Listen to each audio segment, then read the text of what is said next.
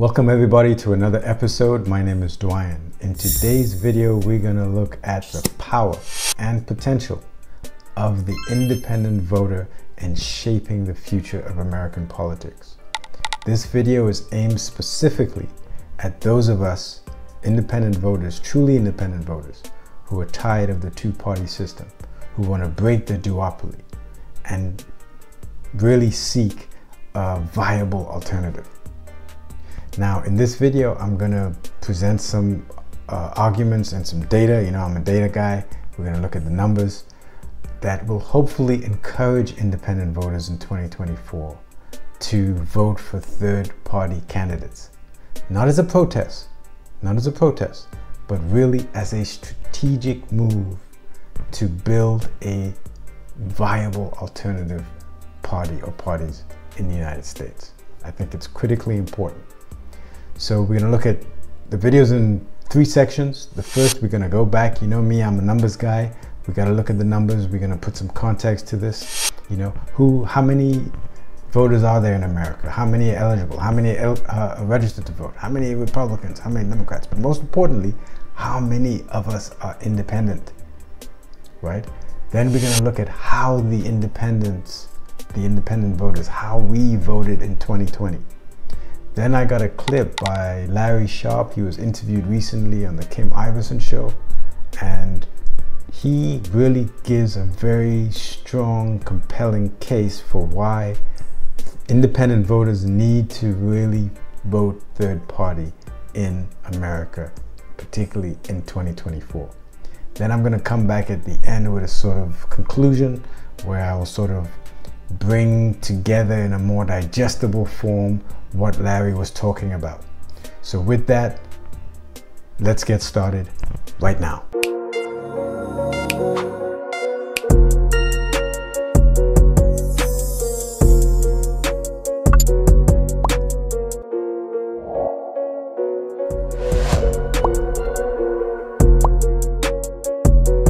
Okay, as you can see right there, we have 2020 voting age population, registered versus non-registered, right? In America, you have to register in order to vote, right? You can't just turn up at the voting booth and vote. Now, that varies from state to state, you know, but generally speaking, there are deadlines to register to vote.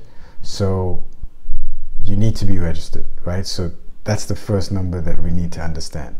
So in the voting age population is roughly about 250 million, and 168 million of us are registered, which is 67% of the voting age population, right? Now this is from the 2020 elections, okay? So it's important to remember this number. So really, the number we're going to be dealing with now is that 168 million, right? Because those are the ones who are registered to vote, okay? Now, here, let's break down those 168 million, right?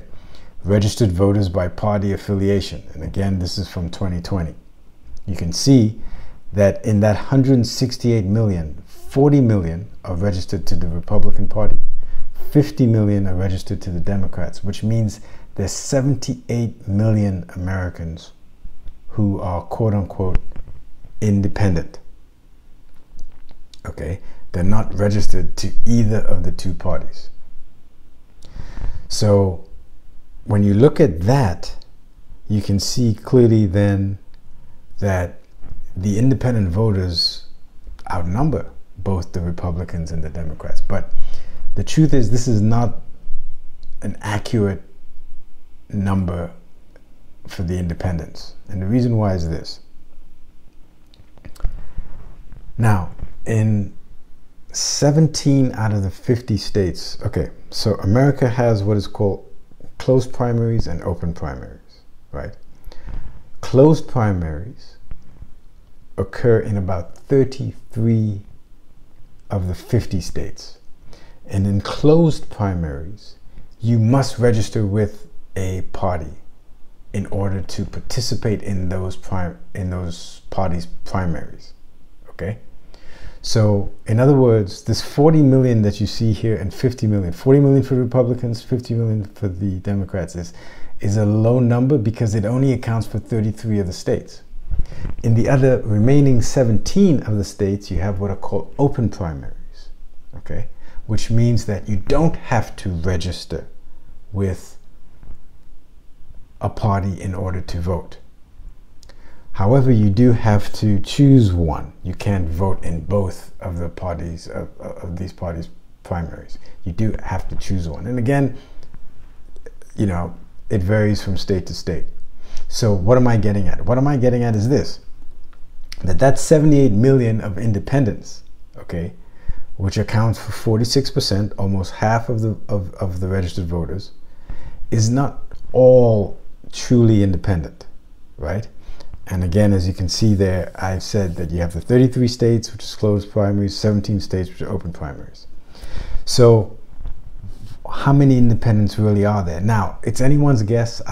You know, there's a lot of different views online. I've been trying to research this, but let's just say I've put the information there. I'm not going to go through it, but basically I've come to the conclusion that it's roughly 60 million. Okay, so it's not 78, it's 60 million. So that means 18 million are Republican and Democrat. And I would just split them pretty much 50-50, right? And I would do that because, as you can see, it's roughly 50-50, 40 million versus 50 million. So the number of independents in America is basically 60 million.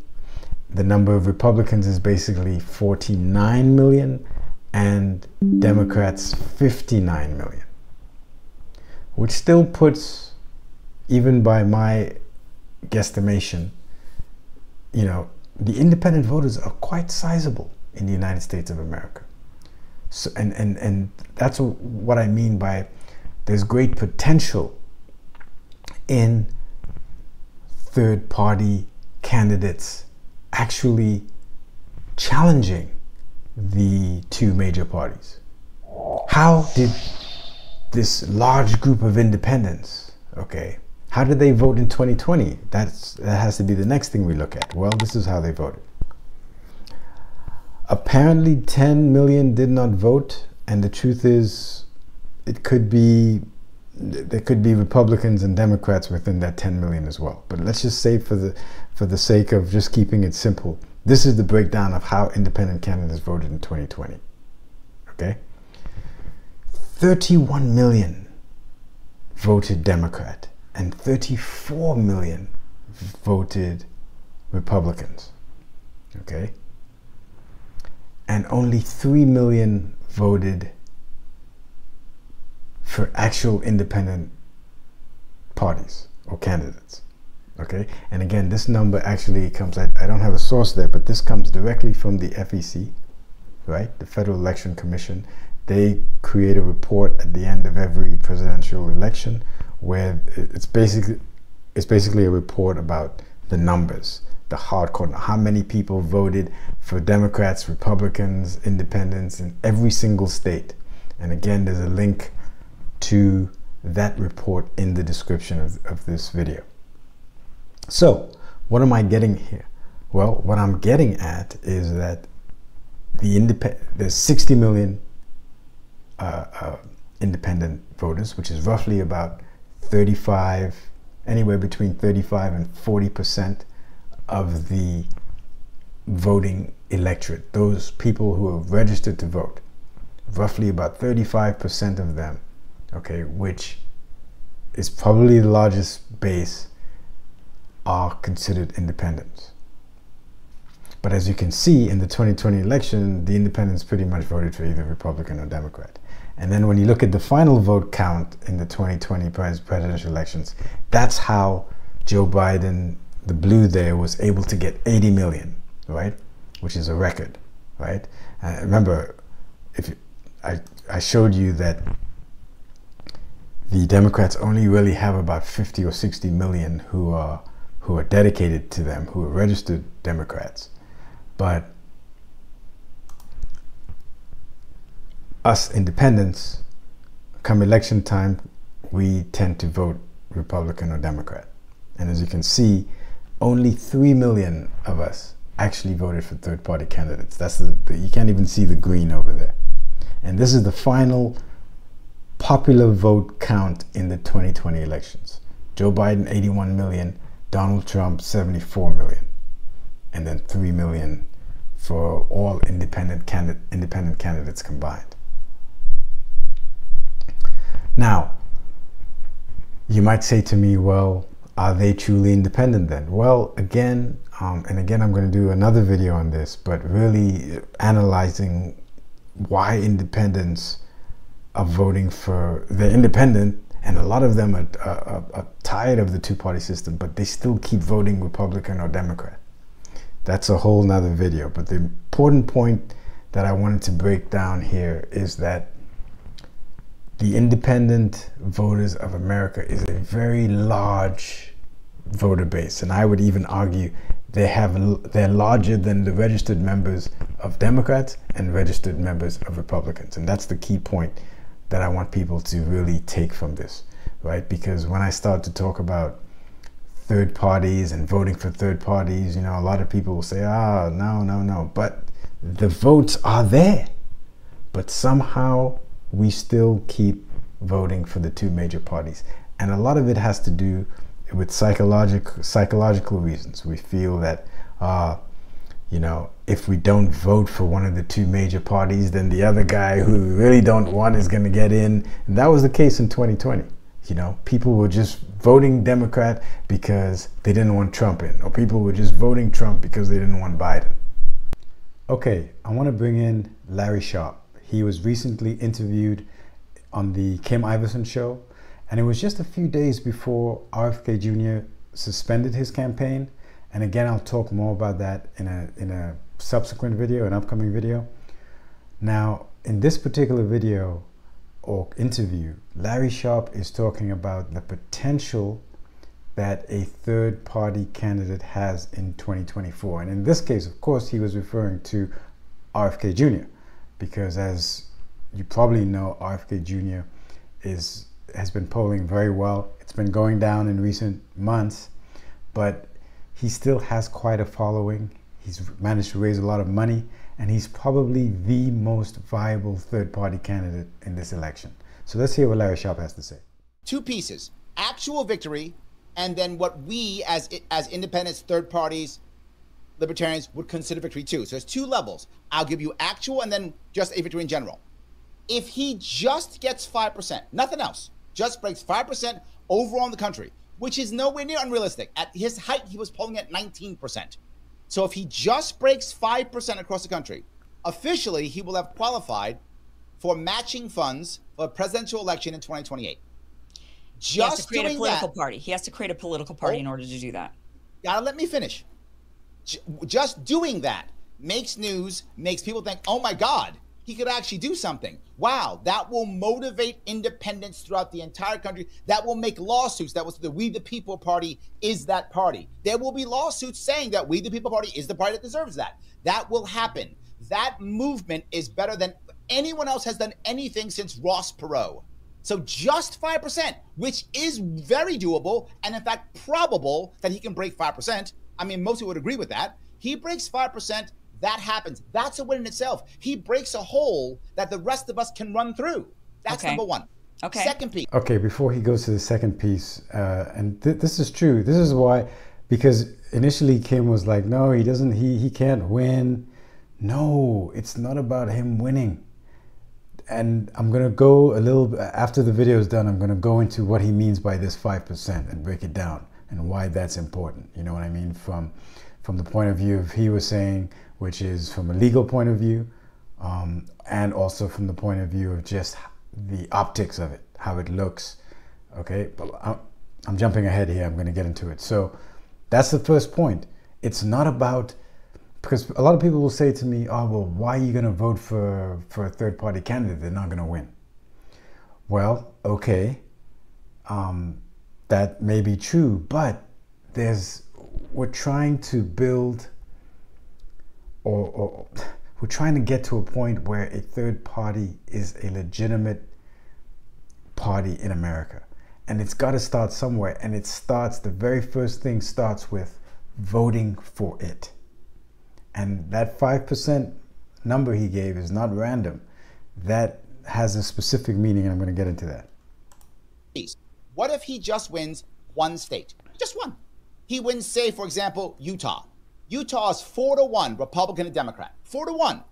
Democrats don't even bother running candidates half the time. They didn't run a senatorial candidate last time. An independent ran in Utah last time. They're so broken. Utah Republicans don't like Trump. That's why they have you-know-who, Mitt Romney, as their senator. Now, in a three-way race, all Bobby Kennedy has to do is get 36% of the vote, 35, 36% of the vote, and he wins. The last independent broke 40%. That was just recently in the senatorial race in 2022. Broke 40%. He gets 36% in Utah. He wins Utah. What does that mean? He's got 5% across the country and a purple state on that map that shows red and blue and one purple splotch for the next 4 years. What does that do? That motivates every single independent across his Canada to go, I can win. I can raise money. Your mayor will become independent. Your city council will become independent. Your state senator will become independent.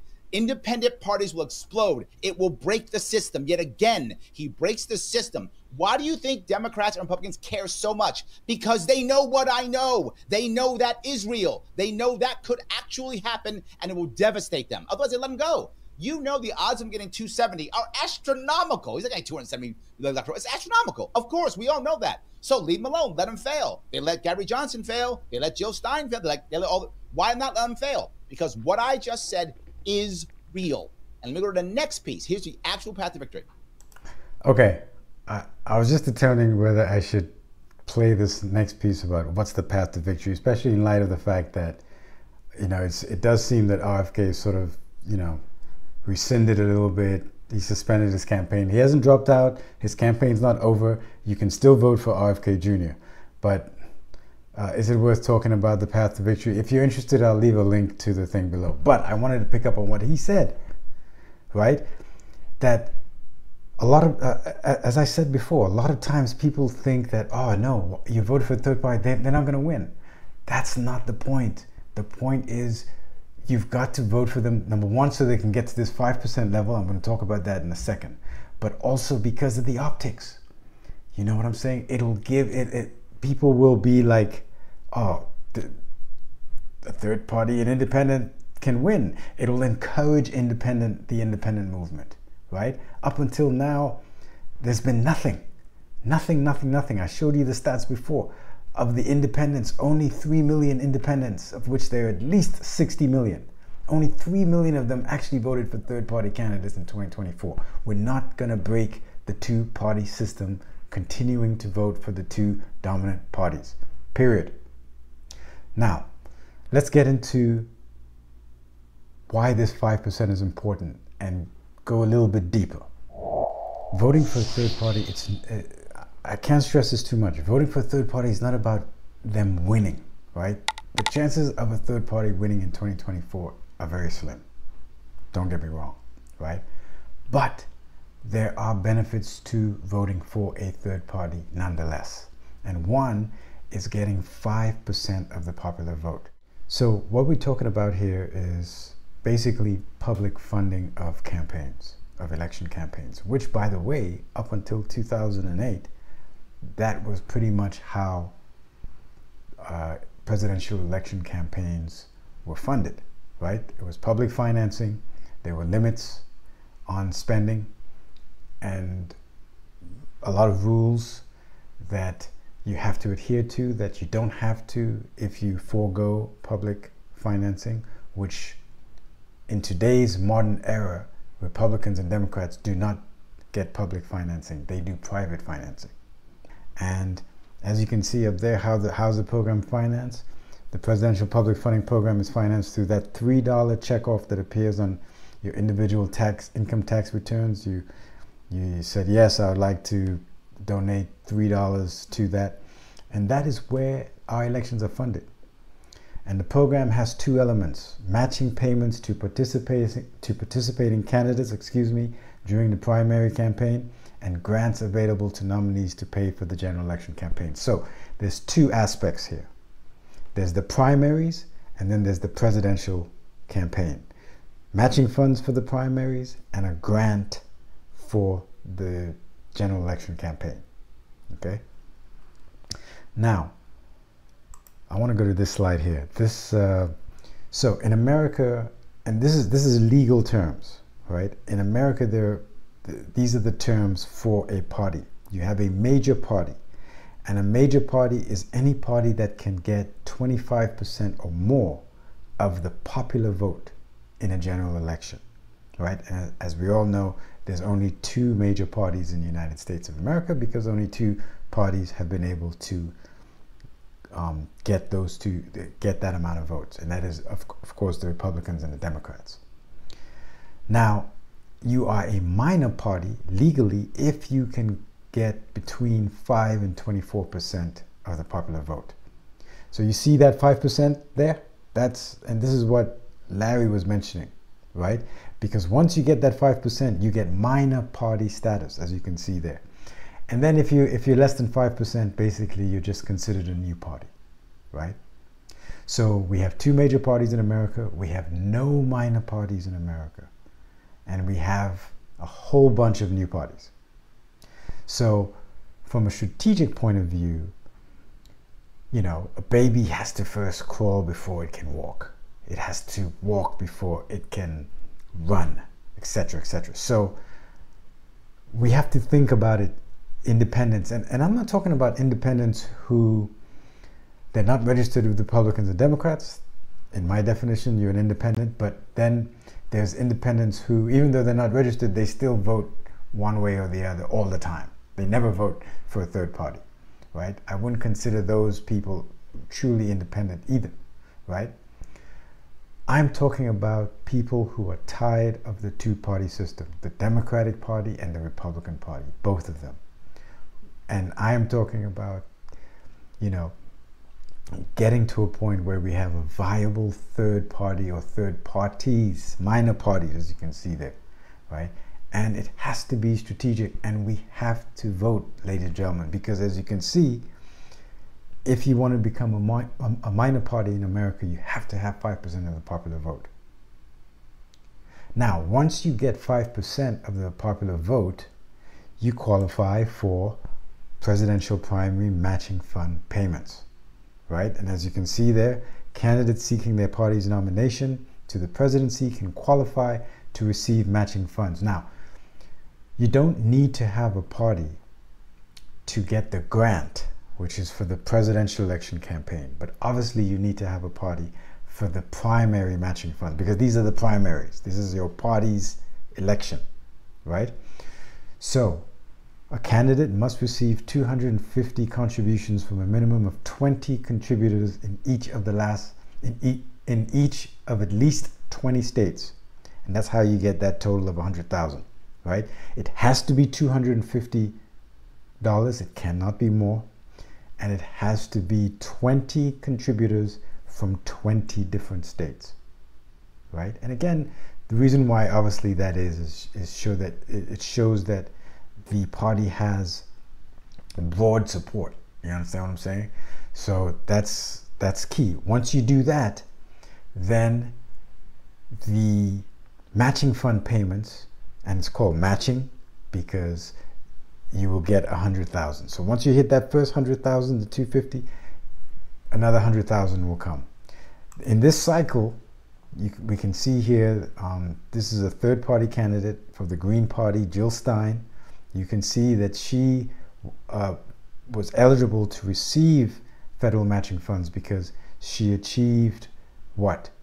She achieved $250 contributions from a minimum of 20 contributors in 20 states. So Jill Stein is qualified, and she qualified June 26th, I believe, to receive federal matching funds in connection with seeking the Green Party nomination for president in 2024. Okay. Now, what about the grant for the presidential election campaign? Well, in 2024, the publicly funded general election presidential candidates is $123 million, which means if you are a major party, Remember, I defined the parties for you early in the earlier slide. If you're a major party, of which there's only two, the Democrats and Republicans, you would get $123 million. Okay? Now, if you are a minor party and you get 5% of the popular vote, you're going to get 5% of that $123 million, which is about $6 million. You'll get, and remember, this is for just the presidential campaign that you run, right? Those are the expenses for that. Now, there are limits on your spending. When you take public financing, there are limits on your spending. There's limits on spending by state. You can raise private funds if you accept this. You don't have to accept public spending, public funds. You can go and raise it privately. And as I said, the Democrats and Republicans, that's what they do nowadays. They don't do this. But for a third-party candidate coming up who needs money, this is an opportunity to get it. And you see, like, this is 5%. But if the third party got 10% or 15%, then, you know, the money goes up substantially. Now, the last time a third party in America qualified or got this grant was back in 1996, I believe, right? So here you see Ross Perot. He ran in 1992. He got 18.9% of the vote, and he's running as a third party. I believe the party was called the Reform Party. And 4 years later, in 1996, they got 30 million, right? They accepted public financing, and they got $30 million to run their campaign. Now, in 2024, $30 million is nothing. You know, it's absolutely nothing. But it's a lot more than what third-party candidates have been able to raise on their own. It's a lot more. Now, take a look at this. This is the last three elections, right? Okay, sorry, it's the last two, and then 2024, where we are now at the bottom. So if you look at, these are all third-party candidates, right? This is how much money they raised and what percentage of the vote, of the popular vote that they got in the election. As you can see, in 2016 on the top there, you have Gary Johnson, who's the Libertarian. He raised 12 million. That's pretty impressive, okay? But he only got 3% of the vote. So he wouldn't have even qualified for matching funds or grants in the following year. And as you can see, the Libertarian candidate actually ended up doing worse in 2020. They only were able to raise 3.6 million. You then have others there. I'm not going to go through everything, but you can see that the amount of money that third-party candidates are able to raise, you know, with the exception of Gary Johnson there in 2016, Kanye West in 2020, and RFK Jr. in 2024, everyone else could have used that 6 million if they just got 5% of the vote, right? It's a lot more than what they were able to raise on their own, right? So, and then if they had 6% of the vote, 7% of the vote, 10% of the vote, as I said, you would get more money accordingly. And again, this is just a stepping stone. You know, this is just a stepping stone. So the 5% is significant in terms of public financing. Now, that's one thing, but I really believe that this is great. You know, the public financing, even though it's clear that, you know, you can go and raise money on your own. You know, you see Kanye there in 2020 raised 12 million, but look at the percentage of the vote he got. You know, look at the percentage of the vote he got. Gary Johnson raised 12 million, but he only got 3% of the vote. So, you know, it's tough. It's not easy because, as I showed you in the other slide, independent candidates, or rather independents, just end up voting for the Republicans or the Democrats. That's what they did in 2020.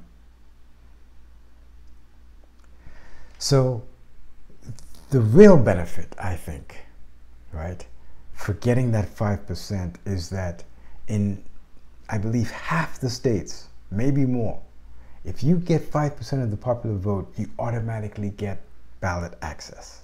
And this is a key thing for independent candidates, because this is the problem that they struggle with. And this is the reason why a lot of people do not vote for them, because they are not on the ballot. And 2024 is no exception. I'm going to do a video on this to show you the difficulties that third parties have in getting ballot access. But if they get 5% of the popular vote, in a lot of states, on the books, in their laws, if you get 5% of the popular vote, you get ballot access in the next cycle. So that's another important reason to vote for a third party, right? And again, not because they're going to win, but because we're building strategically. And it may take 4 years, it may take 8 years, it may take 12, it doesn't matter.